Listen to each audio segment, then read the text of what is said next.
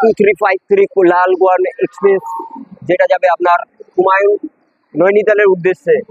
তো আমার সাথে এই যাত্রায় যাচ্ছে আমাদের একদম নতুন স্বপনদা তো আছেই, দেখতেই পাচ্ছেন। আর তার সাথে রয়েছে এবারের গন্তব্যস্থলে আমাদের সাথে তরুণদা, আর রয়েছে আর একজন, সে রয়েছে ট্রেনে বসে।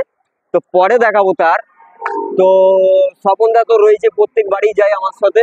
দেখো এবার নিত্য নতুন গন্তব্যস্থলে, সেটা হচ্ছে কুমায়ুন হিমালয়ের পথে। তো আমরা যাচ্ছি নৈনিতালের উদ্দেশ্যে। Train number 12353 Lalkuan express.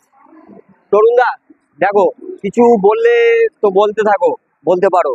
আমরা গৌতমদা বলেছে বলে আমরা যাচ্ছি, সবাই মিলে আমরা আনন্দ করতে নিয়ে যাচ্ছি।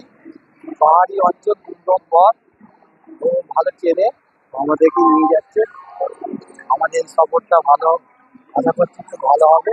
আপনারা সবাই ভালো থাকবে, আমরাও যাতে ভালো থাকি, সবার কাছে এইটাই কামনা।